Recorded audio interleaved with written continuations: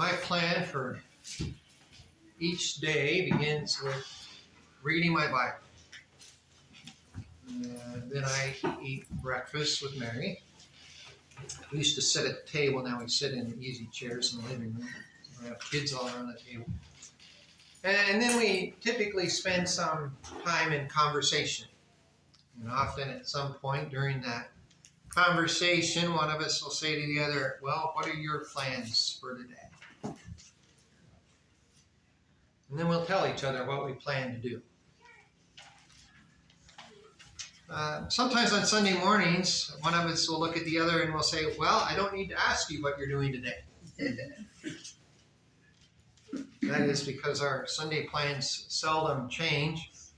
Sunday school, church in the morning, rest after lunch. And today I plan to mow the lawn if I have enough time. And then we leave about 5 o'clock to pick up people and go to Longview Deaf Church. And then we get home about 8:30 and have popcorn for dinner. That's our Sunday evening plan. You know, in some ways our lives are lived out according to plans. And plans come in many forms. There are daily plans. There are annual plans, 5-year plans. There's educational plans and career plans and financial plans and vacation plans and retirement plans. There are dinner plans. There are peace plans, insurance plans, and health care plans. You know, we talk about these different plans, but we don't even stop to think that they're plans, right? A health care plan is, well, this is how I hope to pay for my health expenses when I need to.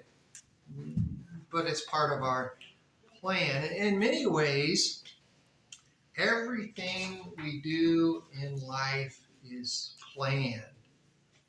Even when there's not an identified plan, even when we're being flexible, we still have a plan.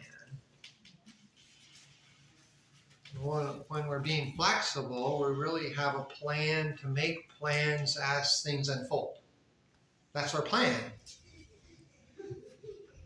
According to the dictionary, a plan can be a detailed proposal for doing and achieving something.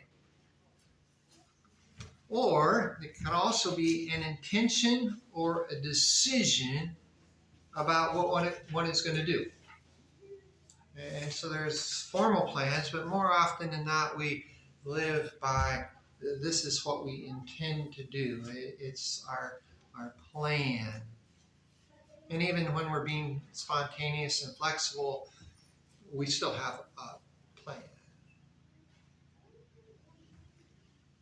Today, we look into the plans of a servant of God, Romans chapter 15. As we do, we want to identify some of the factors associated with plans. And by doing this, we hope to be more aware of our own plans so that we can make good ones. Good plans, we could say, are those that please God. So let's read together, starting in Romans chapter 15, verse 22. Paul's writing to the believers in Rome, and he's, unlike his other letters, many of his letters to the churches are written to churches where he went to a town, he preached the gospel, people believed, and then he writes a follow-up letter. But some of the letters that he writes are letters to churches that he's never been. And the book of Romans is one of those letters. He's not been to Rome. He didn't start the church there. He didn't preach the gospel there. But he's writing to them, as we saw last week, because of God's grace given to him as a minister of the gospel to the Gentiles. He has confidence in them, but he's written to them as an apostle, as a priest of the gospel, so to speak, as he said earlier. But now we come to a section in which he explains why he's not come to see them before. And he says in verse 22, he says, "For this reason I have often been hindered from coming to you. But now, with no further place for me in these regions, and since I have had for many years a longing to come to you whenever I go to Spain, I hope to see you in passing and to be helped on my way there by you, when I first enjoyed your company for a while. But now I'm going to Jerusalem, serving the saints." And we'll stop right there for the moment. So Paul is telling them he has a plan. First, he's going to Jerusalem. And then after he goes to Jerusalem, he plans to go to Spain. And if you're cognizant of the geography, between Jerusalem and Spain is Italy, and there's Rome. And so he plans to go to Spain, and you're on the way, and I'm going to stop and have lunch with you, so to speak. That's his plan. So let's look at what is involved in this plan. What are the factors that he identifies for us that we can relate to? Well, the first factor we see is in planning is that our plans reveal our purposes and priorities. In verse 22, he says, "I have often been hindered from coming to you." And he said that he's had for, verse 23, for a long time, he's wanted to come. I've had a longing. For many years, I've had a longing to come to you, but I've been hindered. So what was it that hindered him? Was it a lack of time? Lack of money? Was he in prison? Well, what was it? Well, what was hindering him? You know, at times Paul was in prison, and that did, of course, limit him and what he was able to do, but he wasn't in prison when he wrote this. At times there was persecution and riots and death threats, and those things hindered him, but that's not the case in this instance either. In the book of Acts, we're told that there were times when Paul wanted to go somewhere and the Holy Spirit had forbidden him to go there. And other times it says that the Spirit of Jesus did not permit him. And even other times it says Satan hindered him. But none of those things are identified here. So what was it? Well, we don't need to guess because he tells us exactly what it was. Paul had not visited Rome because it was inconsistent with his purposes and it was low on his priority list. This is what hindered him. If you go back up to verse 18, he explains. He says, "I will not presume to speak of anything except what Christ has accomplished through me, resulting in obedience to the Gentiles by word and deed, and the power of signs and wonders, and the power of the Spirit, so that from Jerusalem, around about as far as Illyricum, I have fully preached the gospel." You know, in Acts chapter 1, verse 8, that Jesus spoke to the disciples, and he says, "When the Holy Spirit comes, you will be my witnesses, first in Jerusalem, the city, then in Judea, the state, if you will, and then in Samaria, the surrounding area, and then to the uttermost parts of the world." And so Paul is saying, I preached in Jerusalem and as far as Illyricum. I've preached everywhere here. And then verse 20, he says, "And thus I aspired to preach the gospel not where Christ was already named, that I might not build upon another man's foundation." So Paul's priority was to preach the gospel to people who had not heard the gospel before. That's what he aspired to. That was his ministry. Some of you may be familiar with missionary organizations like what was previously New Tribes Mission and Wycliffe Bible Translators. And these are mission organizations that go into areas where people don't have the Bible. They translate the Bible after first developing a language, written language for them, and then they give the Bible to those people and preach the gospel. That's their mission, their scope. And if you said, hey, won't you send a missionary to Portland? They'll say no. That's not our scope. It's not our focus. And Paul is telling them that because the gospel had already been preached to Rome, that's why he didn't go there. Somebody else had preached the gospel to Rome. And we don't know the exact history. We will see in chapter 16 there are a lot of people that Paul knows who are in Rome, who are Christians, who he's had interaction with, because there's a lot of fluidity and movement in the society. People go here and there, and he knows a lot of the people there. But the gospel had been preached in Rome, and so Paul says, I don't need to go there. It's not my priority to go there to preach the gospel. My goal in life is to preach the gospel wherever I go. So that's what hindered me. I was previously, verse 22, I've often been hindered from coming to you. But now he plans to come to Rome. Not Rome as a destination per se, but Rome as a location en route to preach the gospel to Spain. Because the gospel has not reached to Spain.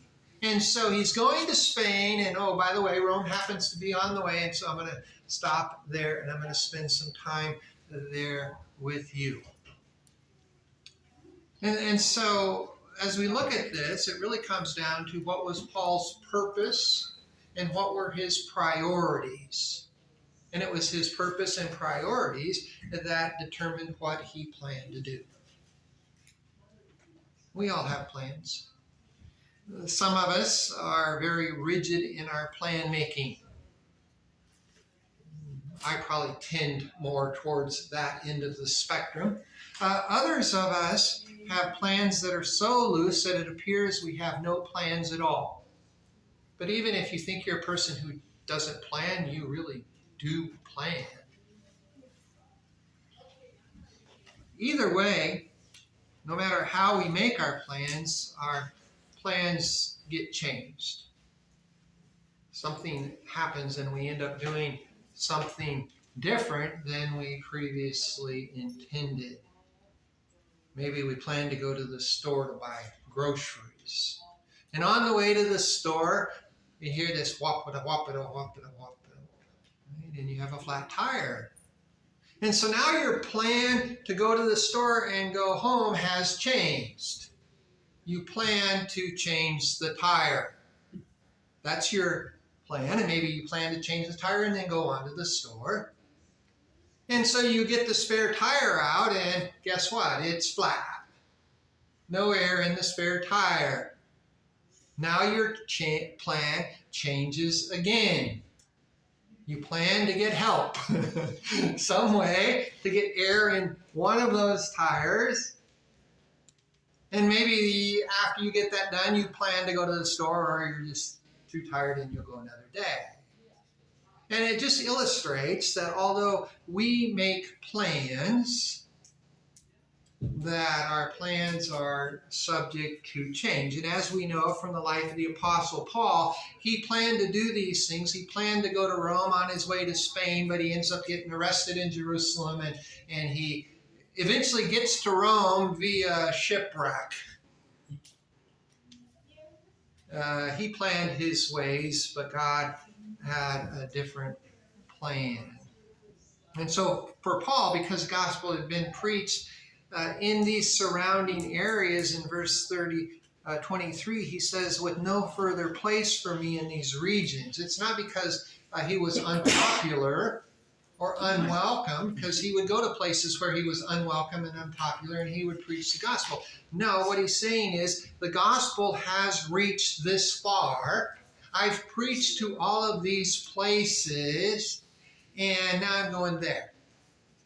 And you're on the way. And so I'm going to come and visit you, and we're going to spend some time together, and I'm going to ask you to help me on my way. In chapter 1, he says, we're going to swap spiritual gifts. I'm going to minister to you with my gifts, and you're going to minister to me with your gifts. And so that was his plan.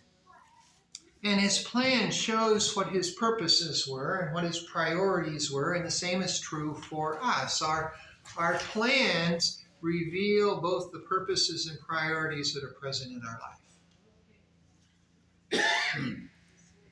Just as we may live thinking we don't have a plan, we're often unaware or unconscious of our priorities and purposes that are governing our life. You have purposes in your life. You have priorities in your life. Those are played out in your plans, however loose or tight those may be. But what you do shows what you plan. You're here today because you chose to be here, because you plan to be here, and there's a level of priority and a level of purpose that brought you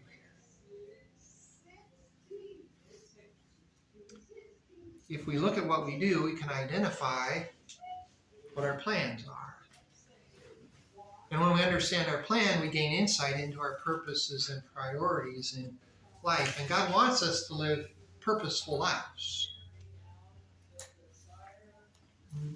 And if we have a clear understanding of our purposes in life, and if our priorities are influenced and determined by God and His Word, then recognizing our purposes and priorities, we're able to make better plans. Plans that are more consistent with who God is and what God wants from our lives. And we'll be more able to glorify God. And although it's a discussion for another time, as our mind is renewed and our life is transformed, then increasingly our priorities and purposes will be aligned with God, be characterized by the nature and character of Jesus, so that our plans are more consistent with what God wants for us too. So Paul says he was hindered in coming to Rome because of his priorities in life.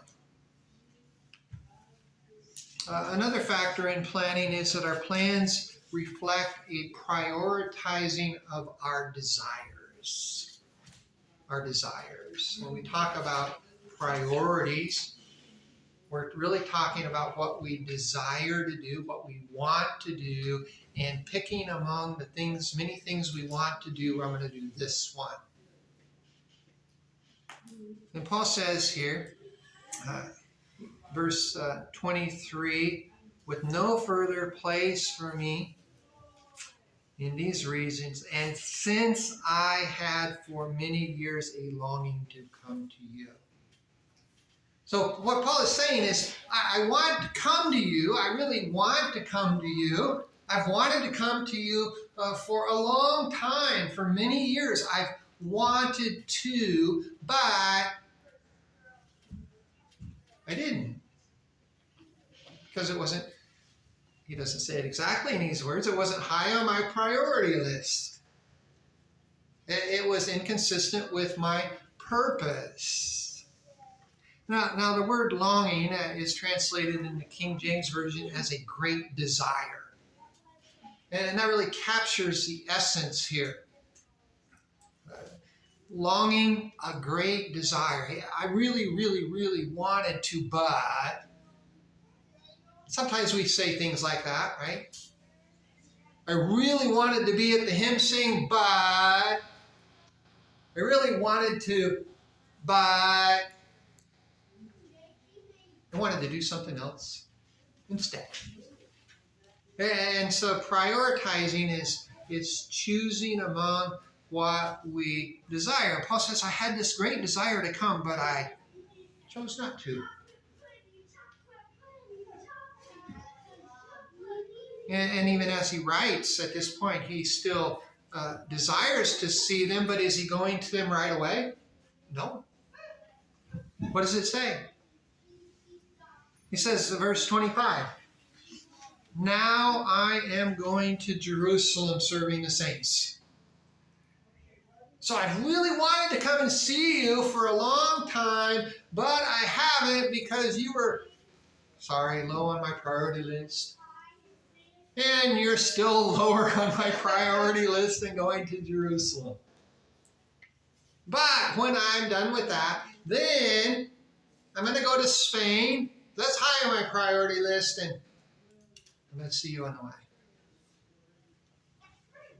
Our desires, our priorities, our purposes, and our plans are all related. We do what is most important to us. You say, no, this was more important than that, but I did that. No, that was more important.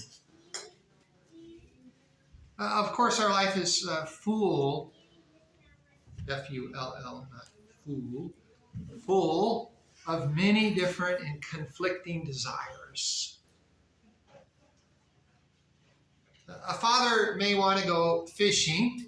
He may want to watch the football game. He may want to take his wife out to dinner. He may want to play catch with the kids in the yard. He may want to mow the grass. He can't do all those things, but he wants to do all those things.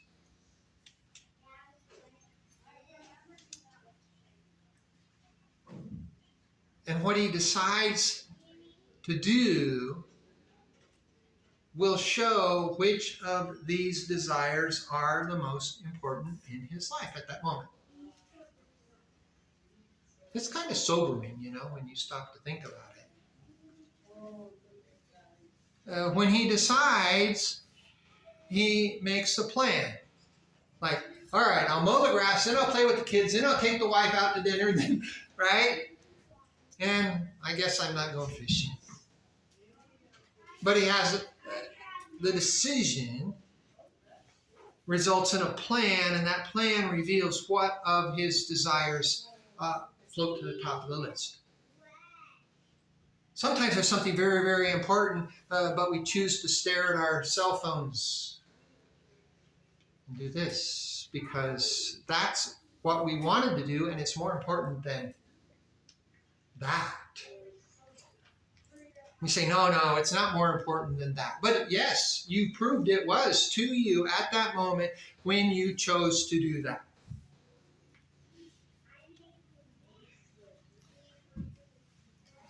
We may say, I want to go to church, but I have work to do.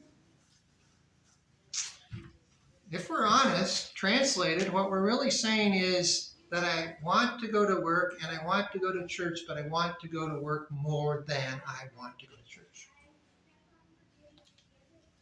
When we say I really do want to go to church, but I have this or that family thing, we're really choosing to do the family thing because the family thing, for a variety of reasons, is more important to us than going to church.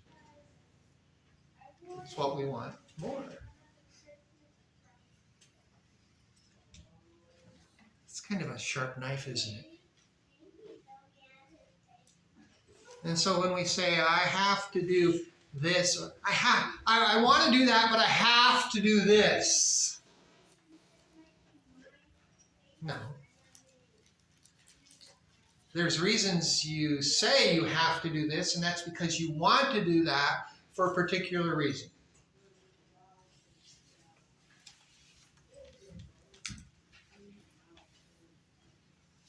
And so we have many different desires arising from many different sources, and every day we choose what is most important to us, and that's what we do.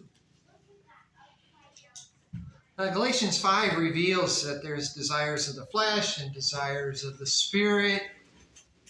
And these desires we have them both, are conflicting.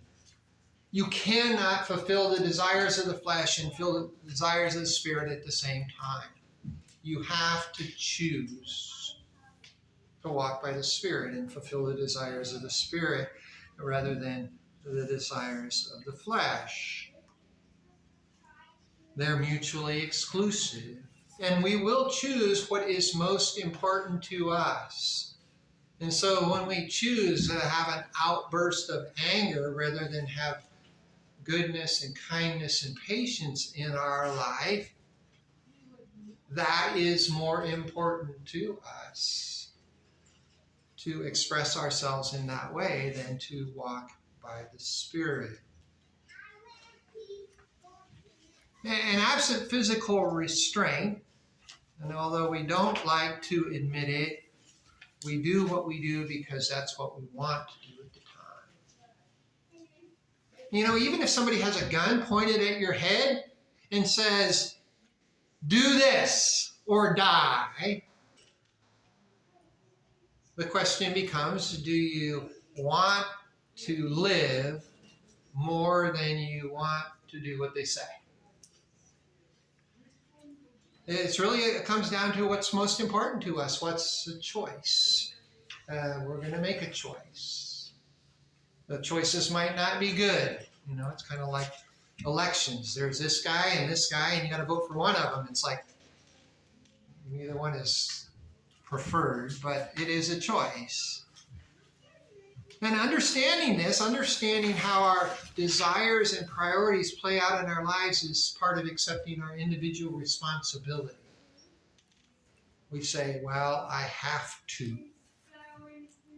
Well, you have to because you have strong desires about something that compels you to choose that over this, because that's more important to you. And so we see our plans become an exercise in prioritizing our desires. And we have many of them in our lives. And so it goes without saying that our life is complicated. And the next factor is that our plans are usually complex. You know, I've been speaking about plans and priorities, you know, kind of like it's a flat sheet of paper, but really it's three-dimensional. With all of these different layers and all these different aspects, with all of these different things pressing in from all the different sides and all the different people in our lives. And so our lives are complicated and our plans tend to be very complex. Look at verse 23 again. He says, now with no further place for me in these regions, and since I have for many years a longing to come to you whenever I go to Spain, for I hope to see you in passing, and I hope to be helped on my way there by you. He says, when I come, you can expect me to ask for a handout. That's really what he's saying. I'm hoping that you will help me on my journey.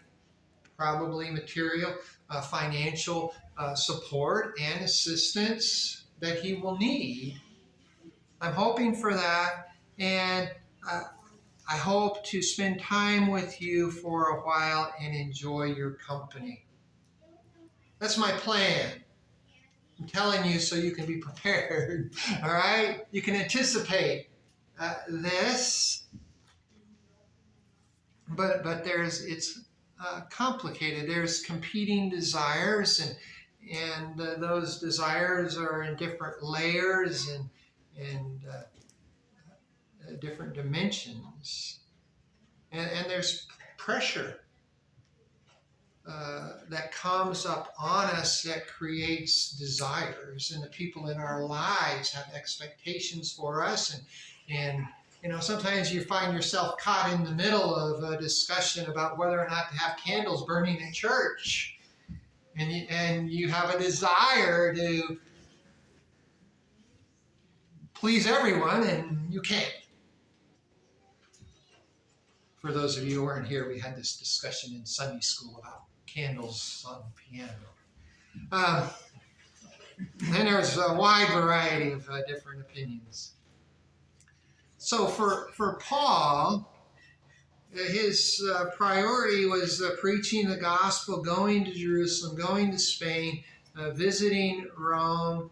And in Rome, there was these competing desires as well. And, it is hard for us to sort out in our own lives all of these different things. Decisions are not always easy. Plans are sometimes hard to make. And, frankly, most of us are just a little bit foggy about, what's my purpose in life? What's my priorities in life? What's my plan? It's all kind of, fuzzy and foggy around the edges. We just, kind of get up and whatever presents itself in front of us, we do that. And if we got a job, we do that. And if we got kids, we do that. And if we got a spouse, we do the things associated with that. And we don't stop to think that I'm making choices. In my choices, I'm setting into place a plan. And those plans are determined by my desires. What do I want? And, it's hard for us to sort this out. How much harder it is to understand what is truly going on in the life of someone else. You think of the believers in Rome and hey, Paul hasn't come to see us yet. And I don't think he likes us. I think he's, and so people begin to guess at why we do what we do, and we speculate about, well, why is that person doing that? If I was that person and I did that, this would be why I was doing that. And probably a large percentage of the time we are wrong. Without Paul explaining it to the believers in Rome, they could jump to many different conclusions about why he hadn't come. But by him telling them, now they know, well, okay, he's serving the Lord. This is how he's serving the Lord. These things are his priority, and because we don't fall under that priority, but it's good what he's doing. We need to be careful not to jump to conclusions about why other people do what they do, and we need to be aware that other people are going to jump to conclusions about us doing what we do, and we need to kind of let that water roll off our back. However, it's good for us to look at ourselves and ask, why am I doing this? And what is my purpose, and what is my priority? And we say, well, my priority is to glorify God and live a life for Jesus and honor him and grow by God's grace. That's wonderful.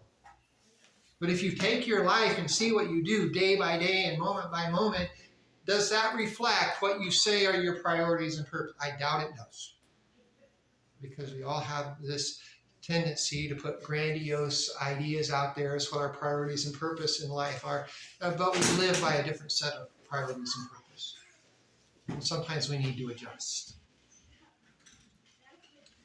The people that are in our lives, they may have experiences or constraints in their life that inform their decisions about which we have no clue. And as we pointed out in Romans 15:14, when we were back there, the prerequisite for us to admonish one another is being filled with all goodness and filled with all knowledge. And so we want to help people. And in order to help people, we need to have a good heart towards them. And we need to know the truth not only about God and his word, but we need to know one another in order to truly help one another. And when we take the time to do that, we may realize that, like us, their life is kind of complicated too. Our plans are related to our desires, and our desires reveal our priorities and purposes, but they're not simple. And there's another factor here. Our plans are limited by prior commitments. Verse 25, now I am going to Jerusalem serving the saints. for Macedonia and Achaia, those are two regions in Greece, have been pleased to make a contribution for the poor among the saints in Jerusalem. Yes, they were pleased to do so. They are indebted to them, for the Gentiles have shared in their spiritual things. They are indebted to minister to them also in material things. Therefore, when I have finished this and put my seal on this fruit of theirs, I will go on by way of you to Spain. So Paul is traveling as he writes this letter. And in his travels, he's passed through these regions, Macedonia, Philippi, Thessalonica, Achaia, where Corinth is. He's passed through these regions, and as he's passed through there, they've accumulated an offering, and Paul, along with several others, are carrying this cash to Jerusalem, to the saints in Jerusalem who are poverty-stricken, partly because of a famine. And so he's made a commitment to deliver this offering to Jerusalem. And so I'm going, you're that way, I'm going this way first, because I've made a commitment to do that. So Paul plans to stop in Rome for this visit on his way to Spain, but he has commitments he has to fulfill first. You know, in our lives, commitments exist in a variety of levels and for a variety of durations. There are sometimes commitments to attend a social gathering. There's commitments to your job for some of you. There's commitments to serve in some way to the church. There's commitments in marriage and so forth. And some commitments are a one-time thing. Sometimes they're an ongoing thing, and sometimes they're a permanent, set-in-stone thing. And the more and the greater our commitments, the more limitations there are on us and the fewer options we have. That our commitments then prioritize our desires. Paul wanted to go to Spain. Paul wanted to go to Rome on his way to Spain. But because he had this prior commitment, he had to prioritize those desires lower than his desire to go to Rome, or lower than his desire to go to Jerusalem, rather. As we live our lives, we have control over some of the commitments we make. And the fewer commitments we have, the greater flexibility we have in planning. This is Paul's point in 1 Corinthians 7 when he talks about singleness. He says the married person is concerned about the things of the world, how they might please their spouse, but the unmarried person is free. Amen. Okay? That there's liberty to make choices that would not exist if there were these other desires associated with these other commitments. And we can say the same thing in a lot of different ways. Having children is a huge commitment that lasts for a long time. But no matter what our status, we all have commitments that impact our plans. Finally, our plans are subject to God's will and God's blessing. And so in verse 29, he says, I know that when I come to you, I will come in the fullness of the blessing of Christ. The fullness of the blessing of Christ. There's two different things we want to mention here. First one is God's will, and second is God's blessing. When Jesus taught us to pray, he says, pray this way, thy will be done. Jesus demonstrated that priority that God's will would be done instead of his own when he prayed in the garden.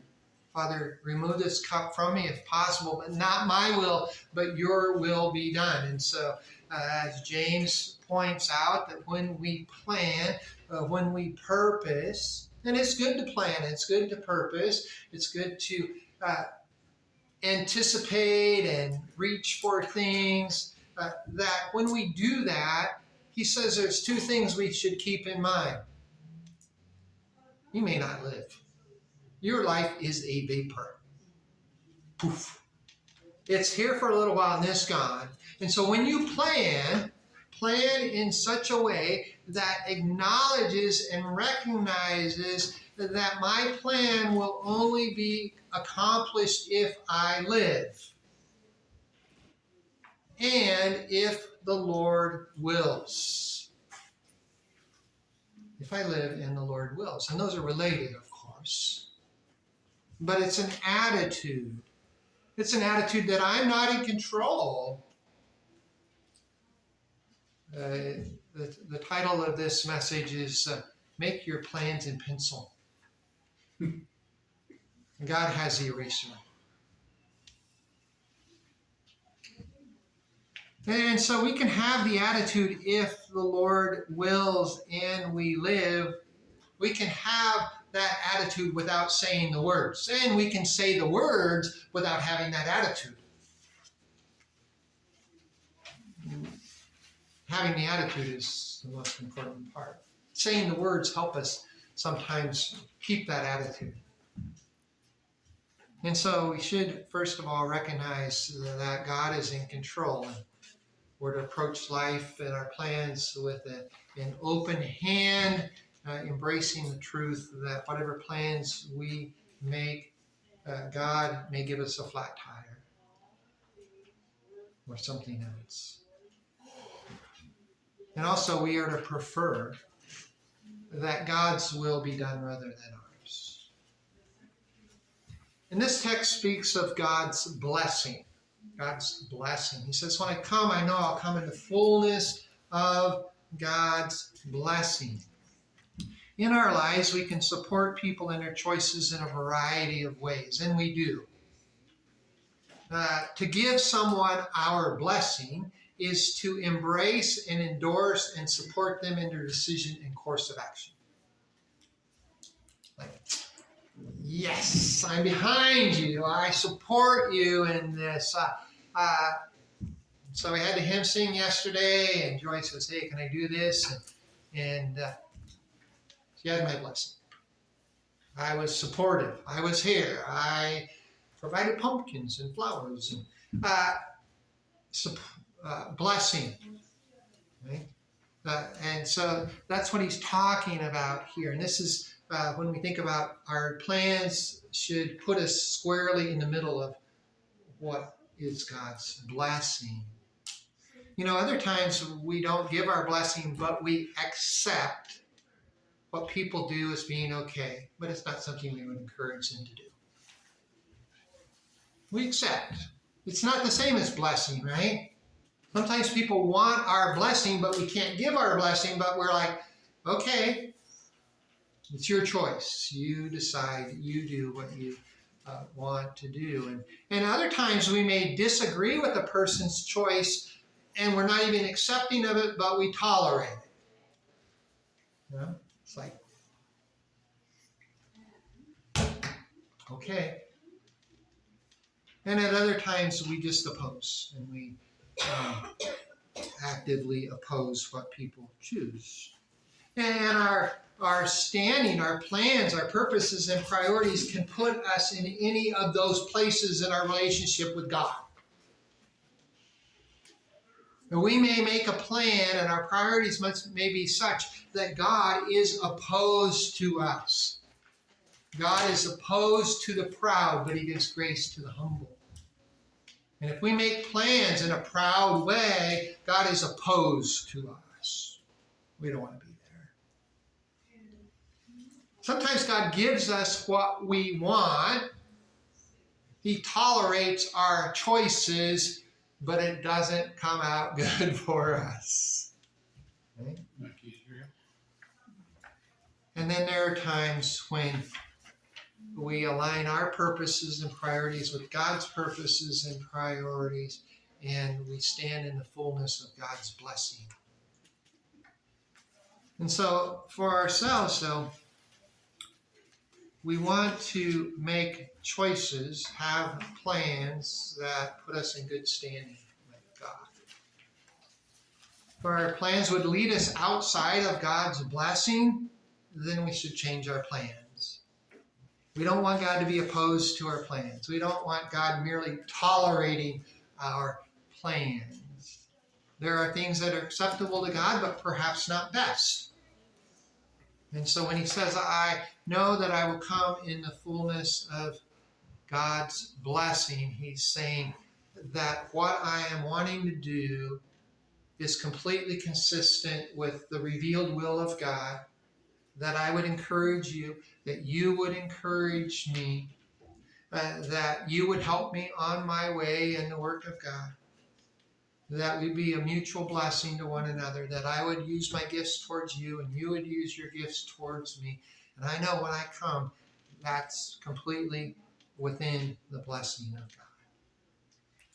So we all have plans, we all make plans, we all live by plans. And our plans are about our desires, our life priorities, and they should reflect God's will and be clearly able to result in God's blessing.